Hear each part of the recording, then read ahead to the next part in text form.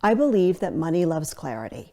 I'm not sure where I came up with that idea, but what I found over the years in building not only our own businesses, but supporting other women who are building theirs, is that when you're very clear and focused, when you know what it is that you're doing, and you make some really clear choices, money starts to flow to you easily and effortlessly. But in today's class, I'd love to cover with you exactly where you need to focus now on your business model. Now, when we don't identify our business model and we don't decide to stay in our lane, what ends up happening is we get too distracted. We get distracted, we then get overwhelmed. And when you're overwhelmed, it's really difficult to be creative. When you look at your business from a very simplistic point, I want you to understand that the most successful businesses in the world are actually very, very simple.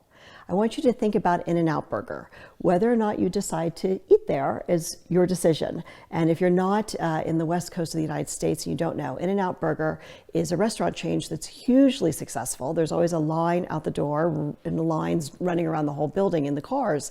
And what they do is they make just really great burgers, really great fries, and you can have something to drink to go along with it. That's just about their entire menu. They're growing very, very rapidly and they're super successful. Why I tell you that is that if we could look at our own businesses and get really clear about what it is that we do, that one thing that we do really, really well, and decide to deepen and hone that first, rather than looking at all the things we could be doing, I promise you're going to find much more success in your business. Thinking about your business model in a 1-2-3 formula might help. So what do I mean by the 1-2-3? 1-2-3 in our world, when I refer back to it, you'll hear me say it again and again if you come to live events, or you're going to hear me refer to it in these trainings, is that when we get clear on number one, who is it that we're here to serve? Each one of us, whether we have a product-based business or a service-based business, have something that we're uniquely designed to bring to the marketplace. When we're really clear about who it is that we're here to serve, I mean really clear. We have a very honed marketing practice. But what I want you to do today is to get really clear about what we call in the marketing world your avatar. What is the age of your ideal client? Where do they hang out in large numbers? If they don't hang out in large numbers, where are they? What are they doing? What are their likes? What are their dislikes? What are the things that really they get excited about?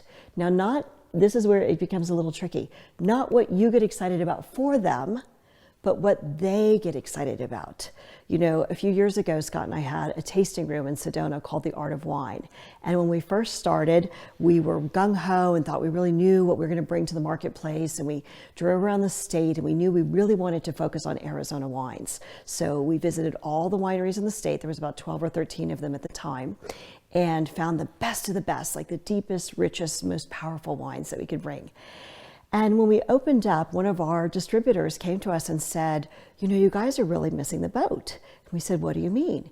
He said, if you really want to focus on supporting the Arizona wine industry, you need to be selling this wine called Wine-A-Rita. We said, Wine-A-Rita? What is that? We weren't sure if he said it right. Yeah, it really is, Wine-A-Rita. He said, Wine-A-Rita is this green wine that tastes like a margarita.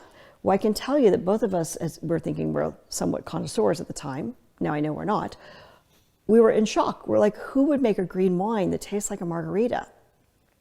He said, try it out. I'll give you 6 bottles for free. So we brought the wine into the store. We decided to let people taste it for free. We weren't going to charge them. We didn't get charged. We're going to give them a taste. It became our #1 selling wine for more than 5 years in a row. And I can tell you, we sold millions of dollars of wine out of that store. I don't know exactly how much of that was Wine-A-Rita, but it was always consistently, when we looked at our numbers, our #1 seller. Why I tell you that is that I want you to really look at what is it that your client wants, not what you think she or he wants, but what is it that they really want? And the clearer you get on that, and the more you're willing to be open and really receive what's important on their behalf, the more successful your business can be. All right, so that's the first thing. Who is it that you're here to serve? The second principle in building your business model and really getting clear about identifying it is what is the unique problem that you're here to serve. Now, there's a lot of things you could do for your ideal client. There's a lot of ways you could serve them. But if you'll get really targeted, if you'll get really clear about what it is that you bring to the table that only you can do when you're in business, and you choose to just serve in a way that you're uniquely qualified to do, you'll be amazed at how successful you can be.